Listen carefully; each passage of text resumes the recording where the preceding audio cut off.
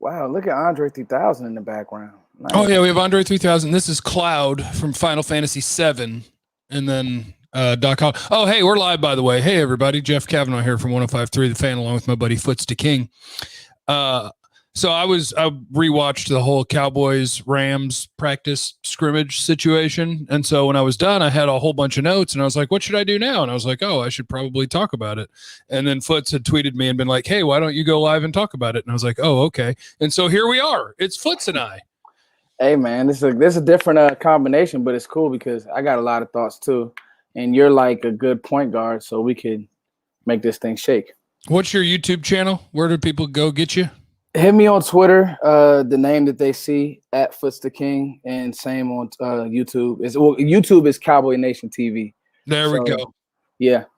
There we go. Okay, first thing that I want to talk about before I talk about any of the Cowboy players is Kenny Young, number 41 for the Rams, is a coward. He's a douchebag. Yeah, there's certain names that I won't say out loud about another human being because it's just not nice, but I'm comfortable with the word coward. 41 for the Rams. He multiple times after a play either shoved or punched somebody and then took off sprinting the other direction. That's a cowardly maneuver, and I don't appreciate it. Okay, now we can talk about the Cowboys. Foots, that was weak. What was that dude doing? He's a piece of trash. I don't know. I can say it. I'll say it. Do you have a position group that you want to talk about first? Because otherwise I would just start going through all my notes and then you could just correct me when I screw something up. I really like the DB play. Like when Stafford did complete passes, it was tight windows. Trevon Diggs carried everything over. And then right now, and I'm going to do a topic, so you guys make sure you hit up the channel. Shameless plug, Jeff. That's good. Maurice Candidate, I know you're going to hit it. He's unseating somebody. It's the beautiful thing about sports is it's not how you get there, it's what you do when you're there. And the dude is a baller. And the thing is, bro, he's physical. Like it showed in the preseason game. He wants to tackle, he wants to come up. And then now on that play, that was play action, rollout. He came off of his guy. It's beautiful. And I believe, and this may just be, I may be racially stereotyping, but I believe he was covering Cooper Kupp because it was a white guy and he kind of ran the in and out route. And so like Kennedy is blanketing that route and then has the presence of mind when they try to go behind and over his head to drop off the route, contort his body, make the pick. I do think, by the way, shout out to Trucker's Life. He's coming strong in the super chat. Trucker's Life. Wah, wah. Dude, he kills it. He kills it. He's the beast. Yeah, he's a beast. So Kennedy, I'm with you. Like Maurice Kennedy, I don't know how he doesn't make the team. And so then I just start going through the depth chart and I'm like, okay, I have no idea how Reggie Robinson could possibly make the team. I just don't think the numbers add up because I think CJ Goodwin makes the team because CJ Goodwin, if you're a Cowboy fan, you have to understand he lives in a different bubble of cornerback. Correct. Where they have the cornerbacks and his name is listed there, but that's only because they don't have the stones to list him as special teams on the roster. They don't ever want CJ Goodwin to play cornerback. So like, right. I actually think they'll keep 7 if you call Goodwin a corner. Yeah. Unless you think Anthony Brown is going to get cut to save money. That's where I've been playing around with and just starting a conversation. I did a video yesterday. I'll be honest with you. From what I've seen out in Deshaun Wright, and people want to give him Deshaun Wright hell. He got beat, whatever. I don't think he really got beat. He was really in phase. And Claypool, who's a good receiver, a fast player, pushed off. Deshaun Wright has actually showed me enough. And then Kelvin Joseph has just been so sticky in coverage that it's almost like I don't know if there's going to be a use for Jordan Lewis and Anthony Brown, Jeff. Oh, it's a bomb. It's a bomb. It's weird though because like so many things go into it, right? Like Kelvin Joseph and Deshaun Wright are making the team because if you just picked a guy on day 2 of the draft, he's making your team unless he like robs a convenience store or something. Like they're making the team. Right. Trevon Diggs is obviously a starter, so it's like you got those 3, Dunsky, and then Jordan Lewis just signed his 3-year deal. Just signed it. Now, I'm sure it's not a ton of guaranteed money. Maybe you could get rid of him if you wanted to, but I don't see that happening. And Anthony Brown is the one that it seems like all of Cowboy Nation is like, oh, move on from Anthony Brown and save money. And I'm sitting there like, hold on. Like, he hasn't had a bad camp. Like, he's a veteran that might be a starter. And you're in the NFL. In the NFL, if I have anybody who's capable of being a starting corner, I will never cut him. because I need all of them. So like in my brain at the moment, I'm going Diggs, Brown and Lewis, Kelvin Joseph, Nashawn Wright, Maurice Kennedy, and then CJ Goodwin for special teams. I'm just going to keep all the best ones. Now, do you think they'll do that, or do you think they're going to save money somewhere? Shout out to Trucker's Life again, who's making steak with lobster, mac, and cheese. Good for you, Trucker's Life. Trucker's Life is really a GOAT. The 50 and the 10. He's dropping bombs on a Sunday morning. Hey, listen, I'm going to say this. I'm going to say this. Somebody that Cowboys fans love is out. So, because Cowboys fans love Reggie Robinson, they have hope in him. He's out. Okay, he's out. Jeff said it. He's out. He's out. I mean, at some point, you got to earn the spot. Here's the tricky part, though, Jeff, and I'm going to be honest with you. I want Kennedy on the field in regular season games. Like, this defense is it's from scratch. Like, I know we know Jordan Lewis. I know we know Anthony Brown. Dan Quinn doesn't know those players. Like, and I think that people don't understand that when it comes to new regimes, player personnel. You get it, Jeff. You understand, like, dog, these guys shouldn't be guaranteed anything to me. Yeah, and maybe I think, but you could keep them all on the roster. But I do like the idea that Kennedy not only is playing well enough to, because the dude makes a pick like every day. That's what Kennedy does. He gets a pick like every day.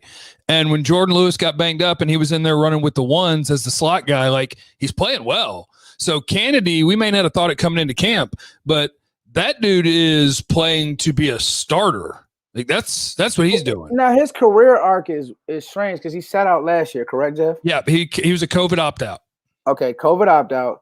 Then he was on a few practice squad. It's strange because he's one guy, I know a bunch of these guys, and you really through the draft is where you get your bearings on these players. But he's a guy that I literally know nothing about, and I'm not ashamed to say that on the live stream. The thing is like, he's never been a practice squad guy. Like, he was in Baltimore for 4 years. He played out his entire first contract, and he wasn't a starter, but he played 4 games. He played 8 games. He played 7 games. He played 13 games. So he's been an NFL player his whole career. Season. Yeah, he's been a whole career. Shout out to Jose Banks in the super chat. Can Reggie play SP? If not, he is practice squad. SP. Oh, special teams. I think you have to. If you're trying to be corner number 5 or 6 or 7, like, you have to play special teams. And I think Reggie, if he made the team, you bet your butt he'd be on the kickoff team. He'd be on maybe the kick return team somewhere. I don't know, but I don't see how Reggie makes it. To me, the numbers don't work unless you go the Foots route, where Foots is trying to get rid of veterans. Foots is trying to fire Jordan Lewis and Anthony Brown. Then one of the two. Yeah, then you could do I it. just didn't so I know it's real nitpicky, but Anthony Brown's footwork on the corner route to Claypool, it's just like, all right, are we getting back? I want these guys to start playing with more awareness. If you get beat, cool, but it's just like, dude, you got to know that route's coming. And I hate, like, this is one of the things where we don't know for sure unless you could talk to a coordinator, but like, I just hate off coverage in general. When you line up 5 to 7 yards off the ball, I just hate it. And then they run a 5-yard out. And what are you doing? Of course, you're doing a slow back pedal. And if it's on time and it's a good throw, you can't break up the ball no matter what, because we're playing soft coverage. Get in their face, press man all the time, or press zone. Yeah, and see, that's what so I got into this thing on Twitter where, CeeDee gave Jalen Ramsey a great route, and people come back to me, oh, it's cover 3. Yeah, cover 3 turns into man. It's just you start off in a bell technique and you're working to your thirds. The point is that, like you said, when you're off, these guys are so quick, so athletic. If they just raise up and throw a bubble to CeeDee, that's a 10-yard game because he's so good after the catch. So don't give me he was in cover. I don't care what he was in. It was a good play. Yeah, and I think that is one of the next things to talk about, because you should probably talk about the really popular things at some point, and CeeDee Lamb's really popular. CeeDee Lamb he's a freak show. I was hesitant. Like, when they drafted him, I said going into his second year, he'll be the Cowboys' best receiver. But then we got here, and I was like, man, that's really disrespectful to Amari Cooper, a real-life number 1. But watching CeeDee in camp is stupid. Like, you can't. He's uncoverable. He's uncoverable by Cowboy players. He's uncoverable by Ram players. You can't cover CeeDee Lamb, period. he's uncoverable, and I think the thing that I want to say the most important thing about CeeDee, Jeff, is that it's just business as usual. Like every catch, every play, he doesn't make it seem like he hasn't been there. And I think there's something to say about players like that, Jeff. Like, to be honest, I think he's one of those players that he's wise beyond his years. He knows that he can continue to get better. Think about it. Dez has so many struggles with like route. I see a better route runner this year, which is like crazy. Like it was one of those things like, okay, super athlete. He could just out athlete people. He did it at Oklahoma, right? Now, like that was a decent route. Little post corner action, get out your break quick. Like I'm seeing things over the middle of the field, like, and then you're hearing that all of the receivers are going to be interchangeable. That's been the report. Bucky Brooks actually broke that every receiver is going to be, well, okay, I want to see CeeDee on the outside too. Like all of his damage was in the slot. I think that he was handicapped by that last year. And they're doing it now. You get to see it in camp. You see it in the practices. And I think that's the thing about CeeDee is like he'll never be a player like Dez. Like they can both catch jump balls, sure. But like CeeDee is just so freaking smooth. Everything is easy. The quickness, the change of direction. Like he's going to be an awesome route runner. CeeDee's a freak show. CeeDee's a freak show. Okay. Next guy in the notebook, Micah Parsons. I watched him bat down a pass in the red zone 7-on-7, covering Darrell Henderson and man on a Texas route. So just start the practice. He's blanketing a Texas route, which if you don't know a Texas route, it's a running back kind of runs out of the backfield and he runs towards the linebacker and then they break inside on like a slant. So he broke that up.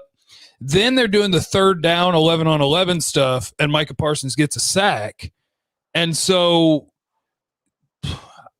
if you could redo the draft, like I won't change my take that I would take Rashawn Slater because I think he's a stud too that plays offensive line that's big. But he's having a good camp, by the way. Yeah, he's having a great camp. But seeing Micah Parsons that he will, because my thing about linebackers is at Penn State, Micah Parsons' job was they snap the ball and you run around, you tackle people. Run around and tackle people, linebackers aren't that valuable in the NFL. But if you're run around and tackle people and you can get me 6 to 8 sacks because they're going to let you rush the passer and you can play coverage, well, now that non-premium position becomes premium because you have a guy that can do all that. And so for me, the most encouraging thing from Micah Parsons so far is the coverage stuff because they didn't ask him to do that much at Penn State and they're throwing a lot at him in camp and he looks capable. He had a blown coverage at the end of the practice, but whatever, that's going to happen. He kind of just got lost on where his guy was and kind of guessed, but seeing that he can do more than just run around and tackle the running back, like Micah Parsons is going to be a stud. 3 freaks on this team, Jeff. CeeDee Lamb, Micah Parsons, Randy Gregory. Most teams only have maybe 1 or 2. We have 3. With now Micah's young, so like you said, the blown coverage that you alluded to, that's going to happen. But guess what, Jeff? You're not wrong in your draft evaluation because we didn't see him play football last year. So when he got drafted, I live for the draft. You live for the draft. Like I'm a draft nut. Here's the thing. You saw times where if you just asked him to play just Mike, he was confused at times when they countered him a few times at Penn State. They're not just asking him to play Mike in Dallas. They have a plan. Hey, listen, the coverage on Darrell Henderson is probably the biggest takeaway that says we got one because we have Antonio Gibson and Saquon Barkley in our division. So what are the Giants going to do? Run us off and try to sneak those guys out the back door. We need a player who can turn, open his hips and run. And Micah Parsons, like it looked flawless the way he did it. And it's one of those things is like, it has to be, it's not, those are things that you can't coach because linebackers are built how they are. Jalen is built how he is. His twitch isn't the same. Micah Parsons was born with the ability to be able to, he's born 247, but can run like that. So that to me is the biggest takeaway. He's going to be physical. He's going to fly, but that he can cover, that's it. Vach, I sent you an invite. I see you lurking. I see Vach Lombardi lurking in the chat. I sent you an invite. Jose Banks, I appreciate you in the super chat. Going hard. He said, I'm good with letting Anthony Brown go. I understand he can play slot and outside, but it doesn't seem like he is playing smarter. He's just not like Anthony Brown. Like we're talking about freaks. Anthony Brown's just not a freak. Like he's a small guy that's not super twitchy. He's fast, but like he's a guy in the NFL. But in the NFL, you also got to understand how bad cornerback play is around the league. Cornerback play sucks around the NFL. Same with offensive line. So if you have a dude that can play, just keep him. Just keep him. Let Anthony hang around. And if you want to let Boss Man start, cool. But if you have somebody get hurt, you will want to have Anthony Brown on the team. That's a great point there, Jeff. I'm just saying, like, you would have liked to see Reggie Robinson step up a little bit more because maybe you could push Anthony Brown off a bridge. I do know that Canada is going to make this team. Like, there's nothing that shows me that he's not. And the fact that you can use him on special teams, he's going to run down, he's going to tackle. Just the way he plays football, the way he tackles, they'll put him on special teams, but he's going to make this team. All right, going through the notebook, I watched Blake Jarwin drop a pass on third down and 11 on 11. I don't appreciate it. Jarwin better get his damn head on a swivel because Sean McKeon keeps making plays. Thank you. And this is the big thing. This is my big argument. You probably see me get into it with Cowboys fans on Twitter, Jeff. People hate on me because I say that Dalton Schultz is a better football player than Jarwin. And they all go back to the Giants game. That's great. Like, and the upside is there. That's awesome. Like, congratulations. But give me reliable. Well, I think people got so excited after that Giants game with Jarwin that, like, I would say Jarwin is probably better after the catch than Schultz, especially if you're talking about like a crossing route, because I feel like he's just got more juice in terms of like trying to outrun angles and get yards after the catch. But we do get a little carried away because Dalton Schultz had more yards and catches last year than Jarwin's ever had in a year, and it's not even close.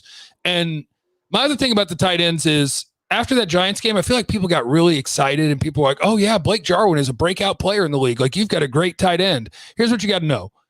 Dalton Schultz can do the job. Blake Jarwin can do the job. Sean McKeon looks like he can do the job. None of these guys are what you would call good tight ends, like top 10 in the league. They're capable. You have guys that can do the job. You don't have a good/great tight end. You got guys. That's what you got. Yeah, and guess what? I think the problem with Jarwin, I just don't think he's physical. Like, one thing I love about Schultz is he can take a tackle, he can pop up. It's too many times I've seen Jarwin get hit, kind of lay down out the game for a couple series. I don't know. I'm not bashing the guy. I just think that, you know, it's going to be interesting to see. I like Dalton Schultz. I think he's been by far a top 10 player at camp. Consistent, catches everything. He can do some things in line. So that's just me.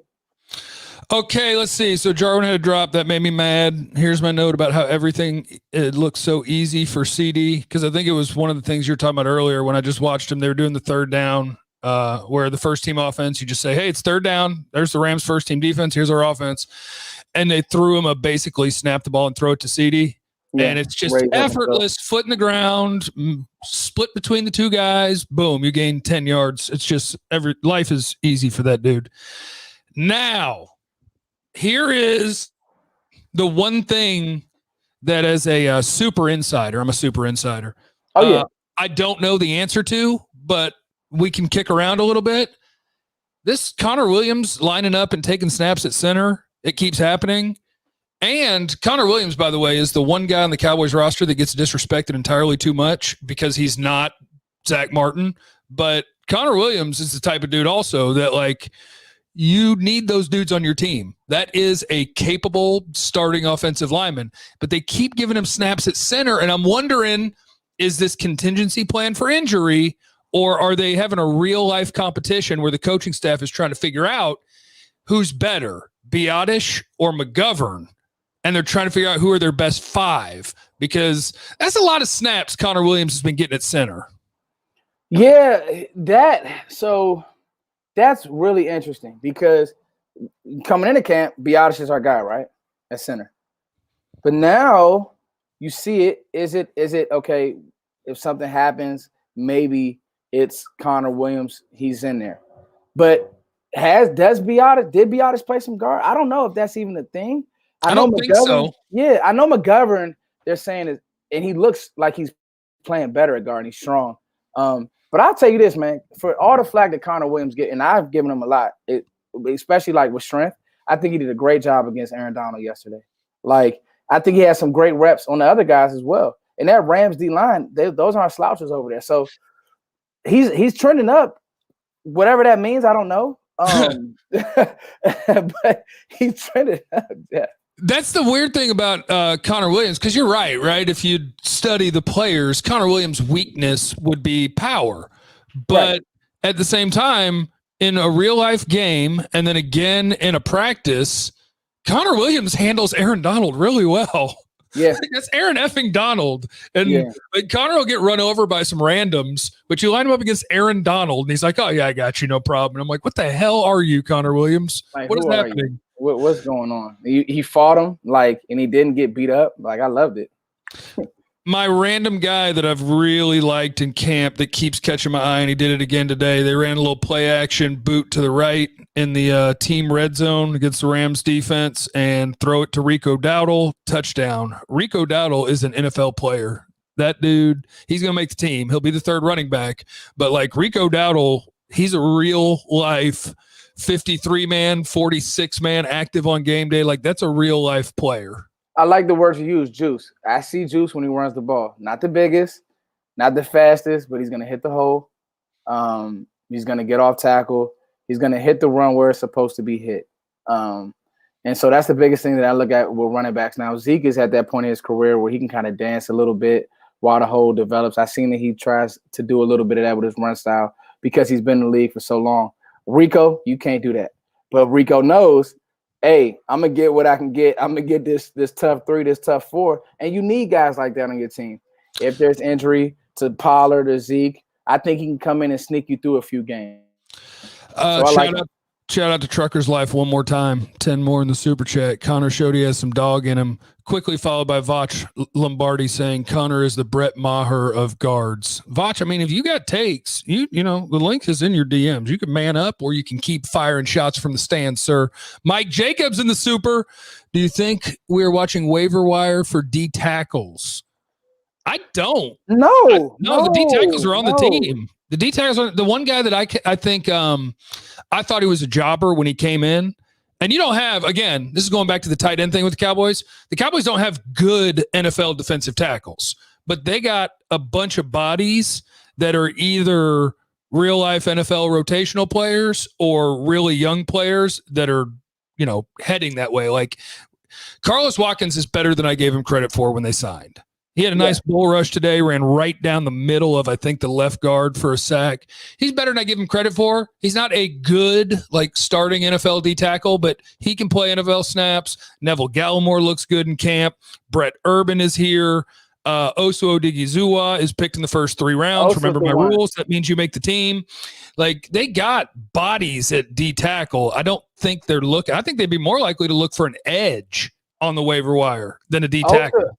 Osa's the one, Jeff, and just go by committee. Like, it's fine. Let some of these guys develop. Now, I'm going to tell you who's in trouble. And I said this. Oh, yeah. And Vach, now, let Vach, I bet you this will get Vach going. I told that boy, but I didn't say that boy. Vach is my dog. I told that man, Vach, I'm looking in the camera, I'm talking to you. I told you when we drafted Tristan, it was a mistake. Then I told you the stuff about the coaching staff and his work ethic, and now he's not here, whatever the case. It's not looking good, man. It's not looking good for Tristan Hill. Hey, Vach. Ladies and gentlemen, Vach Doot has shown up. What's happening, buddy? Foot's just finished telling you off. But Vach. Listen, man. Me and Vach my son Connor Williams can discipline his children however he wants. If he want to slam his kids in the grass to discipline them, I'm all for it because it's going to make them much better. Listen, I've been trying to tell people about Connor Williams for a long time. He's just not them other 3 cats. But Connor Williams is serviceable, and out of 68 plays, he may get whooped like 2 of them.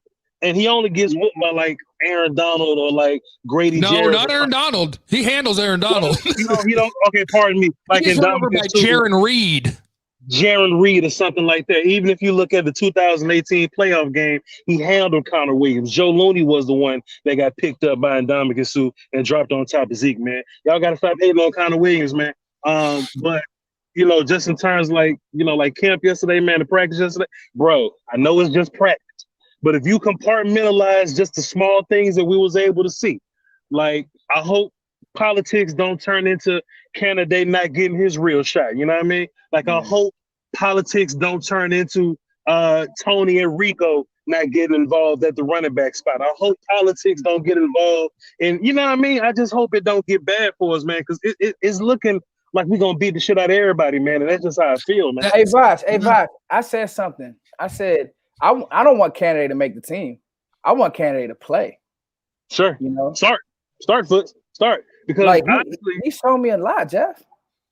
Because honestly, man, like look, Jordan Lewis, I feel like he was hurt for a little bit, and then he kind of like came back and did some things. But Canada legit been the best DB at practice, the best DB. Like he's caught like 4 picks against our guys. Then he goes out against Matt Stafford and catches a funny looking behind him interception against Matt Stafford. So that's against the starter. Not only is it against the starter, bro, but we know they want to get long. We know they want to get tall, man. So you could go short corner if you want to, but Canada's looking like big nickel guy. It should be him, boss man, Fat and Diggs, man. Voch, are you sitting in a vehicle that's not moving with a door open? Well, I work out here getting my workout on. If you don't see me glistening and all that, you know what I'm saying? Okay. So, hey, Voch, I went earlier. Let's get it. Armpits are still wet. Hey, man, listen, man, you should, man. We're trying to be healthy, trying to live a long time out here so I can be breaking down Cowboys forever. You know what I mean? I had one other thing. Oh, yeah. So check this out. I know this is not allowed. I don't care if you can hear me, Voch. That's your fault. Yeah, you need to figure your stuff out. I'll just talk to Foots. He can hear me. I know this is not allowed. You have to say that Trevon Diggs is the best and he makes all the plays. But if you watch Trevon Diggs for an entire practice, boy, it is the most action-packed, entertaining roller coaster you will see. Because, like, even in the scrimmage, Trevon Diggs had in the red zone down on the goal line, he had a bat down. And then later in the practice, he had another bat down. Then he had a 60-yard bomb he gave up to Deshaun Jackson. Like, watching Trevon Diggs, and I think he's headed the right direction, and he's a decent to good whatever NFL corner. But if you watch him, you're going to see plays made by him and by the receiver. It's the Trevon Diggs experience, and it's fun. Hey, but you know what, though, Jeff? You said it. It's hard to be a great corner in this league. So if we're getting like Trevon Diggs will never be a 90 on Madden, but if he could be a solid 85 through 80, what is it, Jeff? 89? Like, I mean, whatever it is. The thing is that the ups are there, right? You want the guy that, okay, he gives up some plays, but he also makes a bunch. And I think he's just going to keep making more as he gets more confident and more used to the NFL. I think he's just going to make more. So, like, he's going to end up giving up 800 yards and 4 or 5 touchdowns, and he's going to have 4 picks and 17 passes batted down. And I'm just like, okay, I'll take all of it. I take all of that. Fine. And it doesn't help that he's going against CeeDee every day, so he keeps getting scored on. That's not his fault. That's CeeDee's fault. Yeah, I mean, the freak thing. CeeDee's a freak. Diggs is not. So it's just he's limited. Not saying he's a bad player. He's not. He's going to win with technique. He's going to be feisty. He's going to tackle. But he's limited, right, Jeff? But, you know, CeeDee is not. CeeDee can run. He can catch. He's fast.